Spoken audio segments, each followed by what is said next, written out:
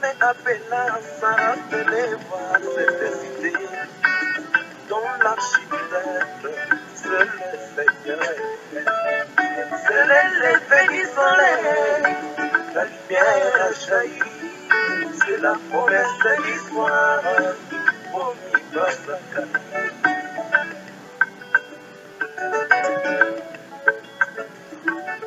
Je suis avec tous les saints de l'Ancien Testament, leur est montrant la bénie du royaume.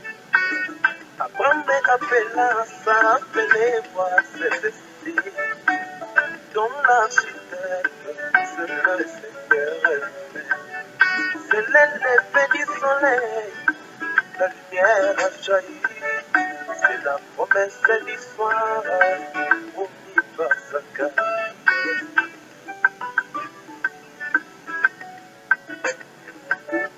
C'est l'effet du soleil, que de nouveau message est apparu. Il a fait le monde, shalom, shalom. C'est l'effet du soleil, que de nouveau message est apparu. Il a fait le monde, shalom.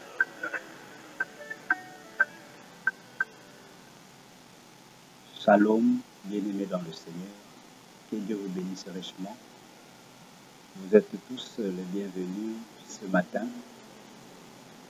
dans votre émission, le message béni.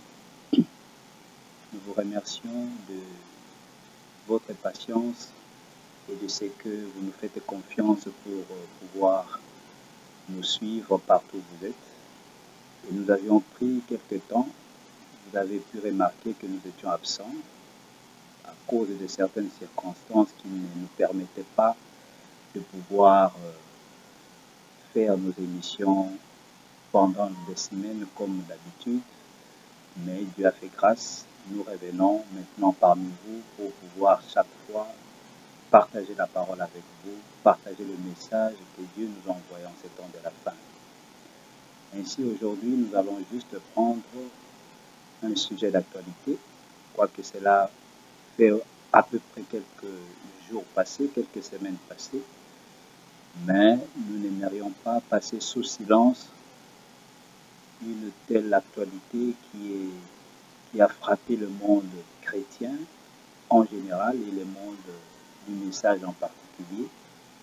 Et je crois que vous, nombreux sont au courant de ce qui s'est passé à propos d'un homme de Dieu qui a été accusé d'assassinat de sa propre brebis dans sa propre église.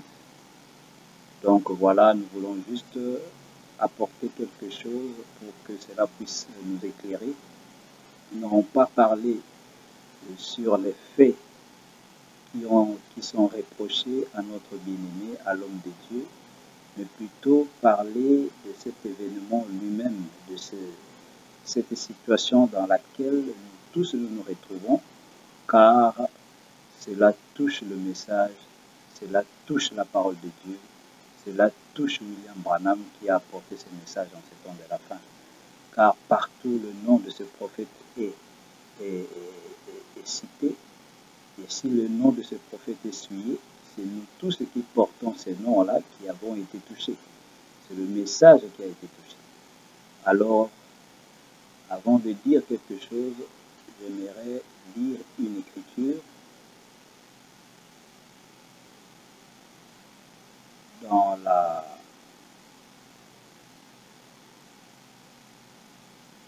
le livre de Matthieu, Matthieu chapitre 18, versets 7 à 9.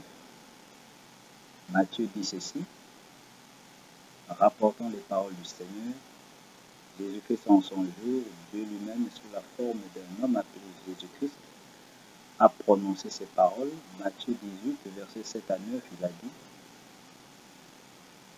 malheur au monde à cause des scandales, car il est nécessaire qu'il arrive des scandales. Mais malheur à l'homme par qui le scandale arrive. Si ta main ou ton pied est pour toi une occasion de chute, coupe-les et jette-les loin de toi. Mieux vaut pour toi entrer dans la vie boiteux ou manchot que d'avoir 2 pieds ou 2 mains et d'être jeté dans le feu éternel. Et si ton œil est pour toi une occasion de chute, arrache-le et jette-le loin de toi. Mieux vaut pour toi entrer dans la vie n'ayant qu'un œil que d'avoir 2 yeux et d'être jeté dans le feu de la géhenne. Bien-aimé, voilà ce que nous dit la parole. Voilà ce que le Seigneur a dit en son jour. Mais la parole ou le verset ou la portion du verset sur lequel je voudrais réellement me baser, c'est quoi? C'est cette portion où Jésus déclare que les scandales doivent arriver. Il est nécessaire qu'il arrive des scandales. Mais malheur au monde, malheur à l'homme par qui le scandale arrive. Il dit qu'il est nécessaire qu'il arrive des scandales. Et ici, cela paraît un peu bizarre. Pourquoi? Parce qu'un scandale, c'est quoi? Un scandale, c'est quelque chose qui achoppe les gens, quelque chose qui achoppe le monde, quelque chose qui fait mal, quelque chose qu'on ne peut pas comprendre, quelque chose qui sort de l'ordinaire, quelque chose qui peut peut-être ne pas être fait, mais cela est fait, cela écœure les gens, cela achoppe les gens, cela fait mal aux gens, c'est ça un scandale. Mais Jésus en son jour, il a dit, il est nécessaire que les scandales arrivent. Donc voilà, frères et sœurs, ce que j'aimerais partager avec vous ce matin, c'est qu'un scandale a frappé le message. Un scandale a frappé l'Église du Dieu vivant. Un scandale. Parce qu'on ne peut pas comprendre comment un serviteur de Dieu peut-il être accusé de meurtre de sa propre bouche. C'est un scandale. Cela a scandalisé les gens. Les gens ont pleuré. Les gens se sont dit, mais ce n'est pas possible. Certains ont défendu cela. Certains ont condamné cela. Certains se sont tenus silencieux, ne sachant pas quoi dire. C'est ça un scandale. Cela a scandalisé le peuple. Mais nous ne voulons pas, nous, aujourd'hui, entrer dans les détails, parce que, à ce que je sache, jusqu'à ce moment, l'homme de Dieu est incarcéré, il est en prison. La justice va le passer au tribunal et il va être entendu. Mais jusque-là, nous ne savons pas actuellement où se trouve, à quel niveau se trouve l'affaire. Mais nous, en tant qu'Église du Dieu vivant, nous, en tant que croyants de ce message, voilà qu'un homme de Dieu, un serviteur de Dieu, est accusé de meurtre de sa propre belle. Quelle est notre réaction à nous? Qu'est-ce que cela fait? Qu'est-ce que cela apporte? Nombreux ont apporté leur propre raisonnement, nombreux ont fait leurs propres analyses, nombreux ont dit ceci et cela. Mais c'est bien. Mais il faut que toutes ces choses soient conformes à la parole de Dieu. Nous devons revenir toujours dans le message et essayer de demander à Dieu, demander à la parole de Dieu, dans de telles circonstances, qu'est-ce qui arrive et pourquoi ces choses arrivent. C'est pourquoi j'ai pris ce verset où Jésus déclare qu'il est nécessaire que le scandale arrive. Mais malheur à celui par qui le scandale arrive. Donc nous devons comprendre par cette écriture que les scandales doivent arriver. C'est biblique, c'est dans la parole de Dieu. Donc premièrement, on ne doit pas s'étonner que ces choses arrivent. Mais ce qui étonne certains, c'est que cela arrive dans le message. Pour quelle raison? Parce que nombreux ont la mauvaise compréhension de ce message. Nombreux sont mal enseignés dans ce message. Nombreux croient que parce qu'il a cru le message, et parce qu'ils ont cru le message, alors le ciel leur est ouvert. Ils vont directement entrer au ciel. Ils ne vont pas pécher. Ils ne vont pas tomber.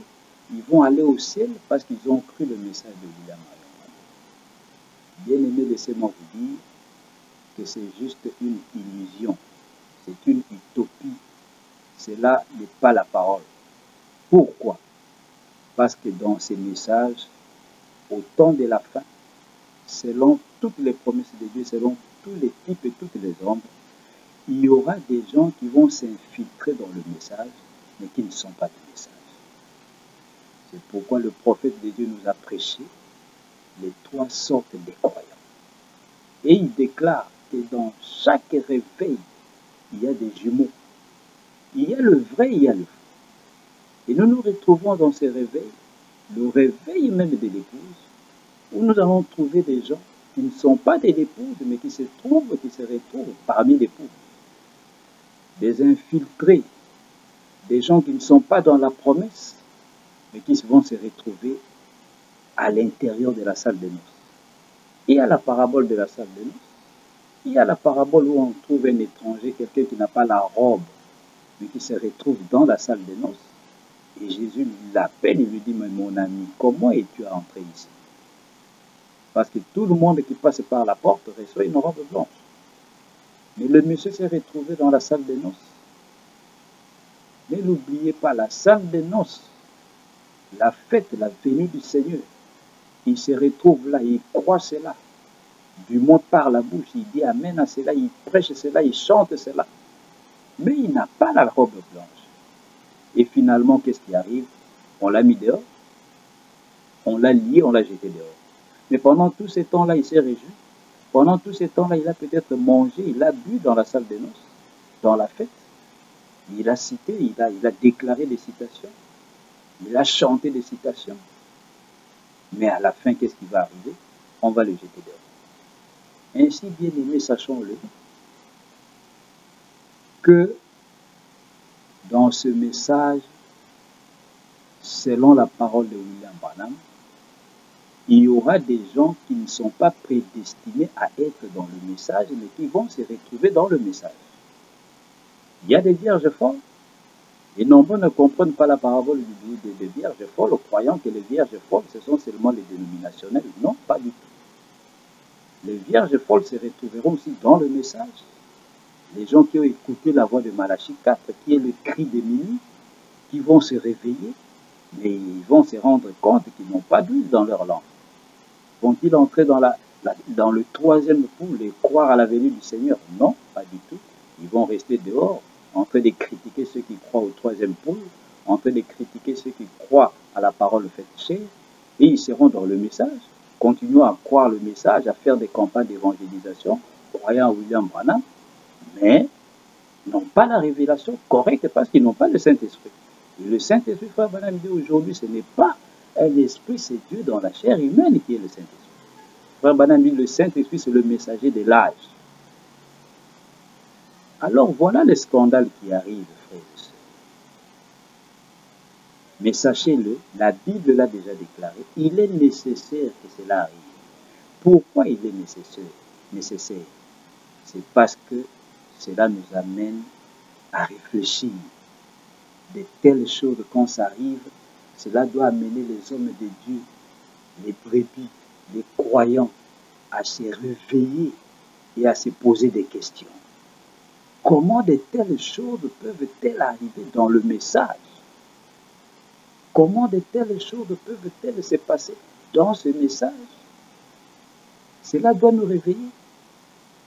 C'est pourquoi la Bible déclare qu'il est nécessaire, c'est-à-dire il est bon, il est important qu'il y ait quelquefois des scandales qui arrivent d'ici et là, par-ci, par-là, pour que certains puissent se réveiller.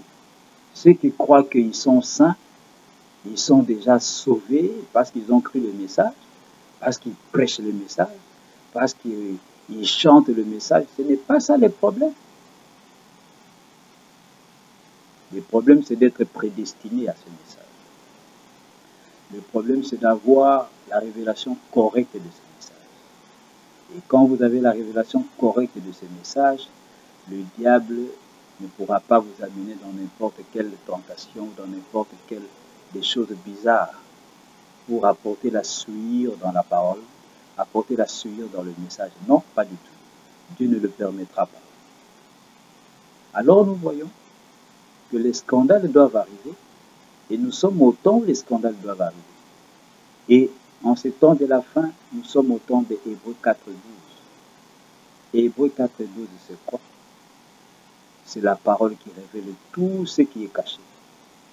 La Bible déclare au temps de la fin, rien de ce qui est caché ne restera caché. tout sera mis à découvert.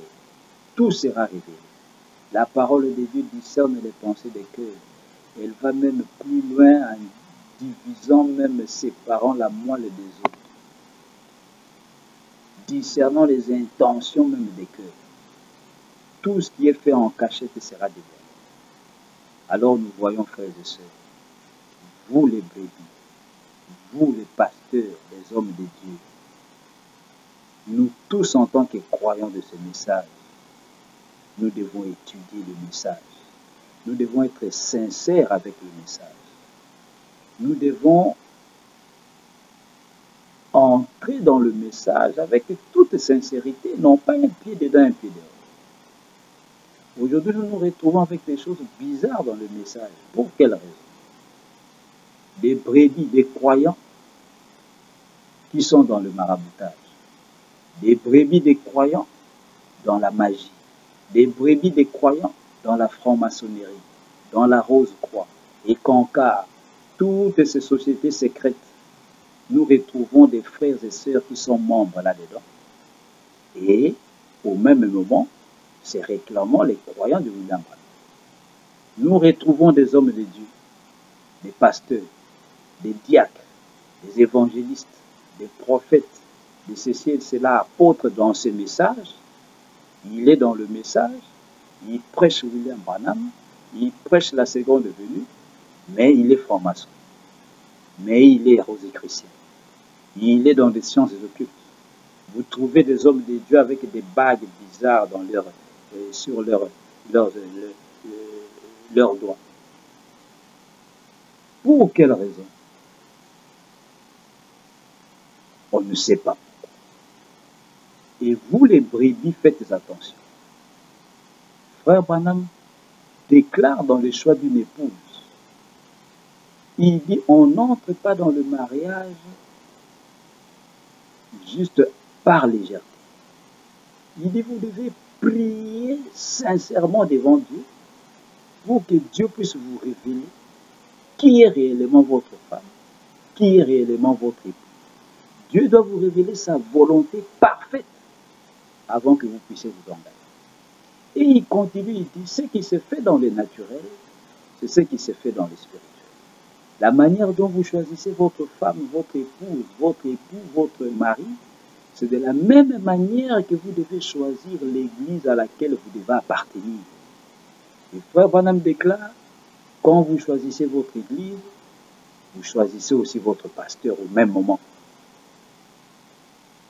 Mais nous nous retrouvons aujourd'hui avec des gens, toutes ces écritures, les gens s'en foutent. Les gens regardent à la popularité. Les gens regardent au nom du pasteur avant d'entrer dans une église, de s'atterrir à une église. Les gens regardent au succès de l'église, à la renommée du pasteur, au miracle du pasteur, au nombre des membres de l'église, à la beauté de l'église, pour s'adhérer à une église. Mais pourtant, le prophète, ce n'est pas ce qu'il a conseillé. Le prophète, ce n'est pas ce qu'il a enseigné. Il a dit tout ce qui est grand, c'est du vent. Il dit passez votre chemin. Dieu se cache et se révèle dans la simplicité. Avant de choisir un pasteur, avant de choisir une église, Frère Branham dit priez. Posez la question à Dieu. On m'a invité là-bas. Je veux aller là-bas écouter la parole. J'arrive dans une ville. On me dit il y a des églises de message ici. Seigneur, montre-moi là où tu veux que j'y aille. Même si toutes sont dans la vérité, mais Dieu va te pointer vers une, là où il veut que là, et il veut que toi tu y sois, pour que tu puisses recevoir les enseignements qu'il a prévus pour toi au travers de cet homme de Dieu qu'il a mis là. On peut avoir 10 églises dans une ville du message qui prêchent correctement le message, mais Dieu t'a prédestiné à l'une d'elles. Alors tu dois prier.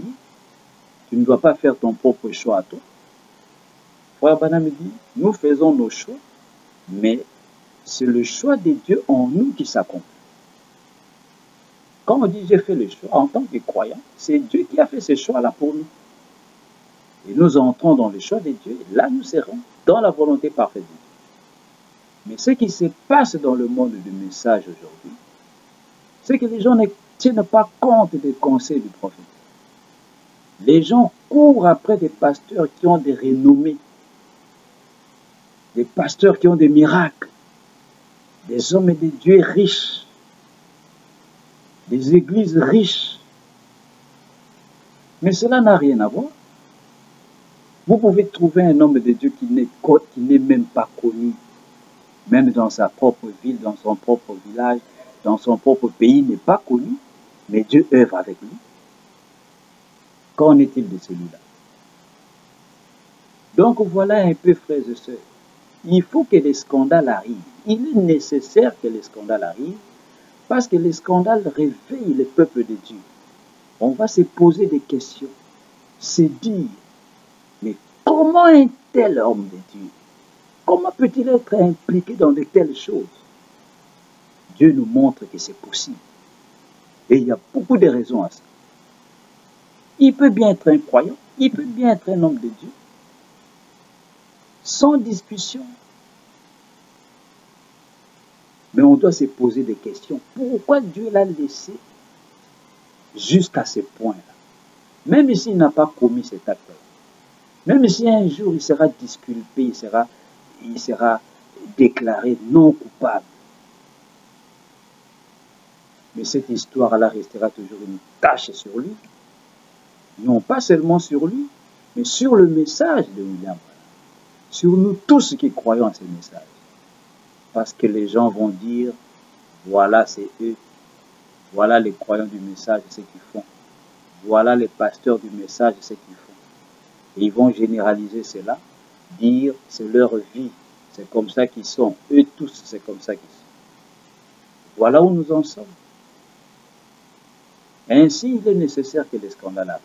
Mais malheur à celui par qui les scandales arrivent. Frères et sœurs, soyons sérieux dans le message. Si nous avons cru à ces messages, vivons le message. Marchons selon le message.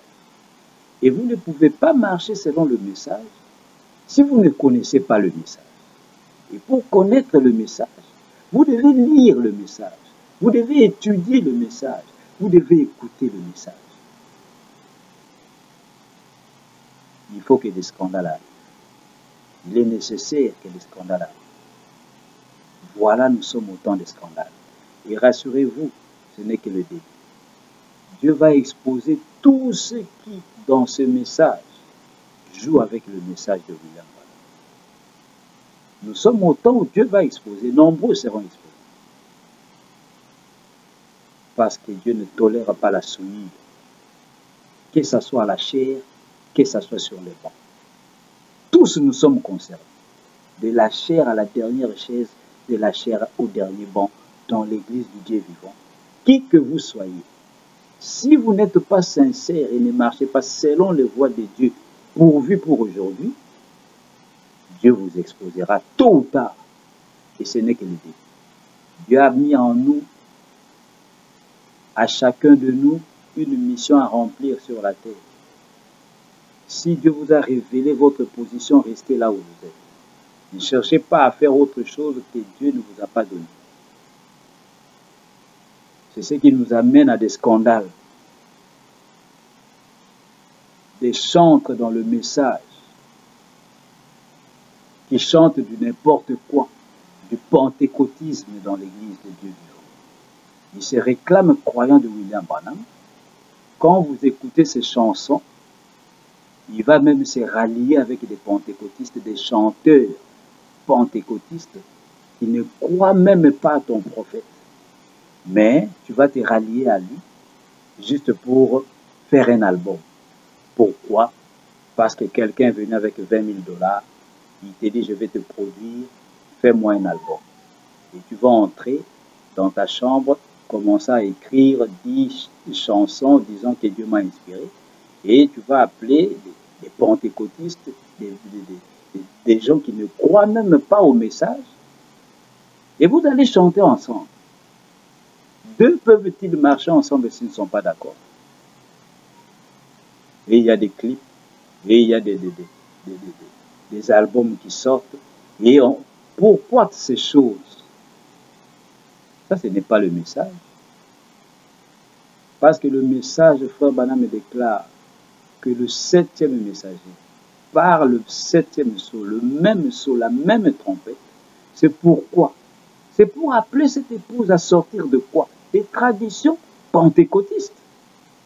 Et de nous amener dans l'âge de l'épouse, à la parole faite chair. La parole Christ personnifiée ici, dans sa parole faite chair parmi nous. Mais les gens dans le message retournent dans le pentecôtisme pour aller se rallier aux pentecôtistes, disant nous glorifions Jésus. Quel Jésus vous glorifie? Jésus, ce n'est pas un Jésus historique. Jésus s'est révélé aujourd'hui dans le ministère de William Branham. Jésus incarné, fait chair aujourd'hui. C'est qu'il est, frère Branham, ce n'est pas ce qu'il était, c'est ce qu'il est aujourd'hui. Et nous voyons ces choses. Des hommes de Dieu, des pasteurs du message, qui se rallient avec des dénominationnels pour faire des campagnes d'évangélisation. Quelqu'un qui ne croit pas à ton prophète, tu vas te rallier à lui parce qu'il lui fait des miracles pour juste attirer des gens. Et ils cherchent quoi? Leur propre succès, leur propre popularité. C'est pourquoi frère Branham déclare, la popularité vous éloigne de Dieu, très loin de Dieu. Quand vous devenez populaire et que réellement vous n'êtes pas un véritable croyant, un véritable homme de Dieu, combattant de la parole, c'est à ce moment-là que vous sortirez de la parole. Et nous voyons nombreux sont déjà sortis de la parole, excusez-moi. Ainsi, bien-aimés dans le Seigneur, comprenons ces choses et demandons la conduite du Saint-Esprit et que Dieu puisse prendre soin de nous, qu'il puisse garder sa bergerie, garder son troupeau. Prions beaucoup pour les hommes de Dieu qui nous conduisent. Prions beaucoup pour les églises du message. Prions beaucoup pour les brebis qui viennent dans ces messages, qui écoutent la parole de Dieu, afin que Dieu lui-même puisse nous aider à marcher selon sa parole. Pour aujourd'hui, que le Seigneur vous bénisse richement. Nous allons nous revoir par la grâce du Seigneur la semaine prochaine. Que Dieu bénisse la parole. Que Dieu vous bénisse partout où vous vous retrouvez. Shalom, shalom.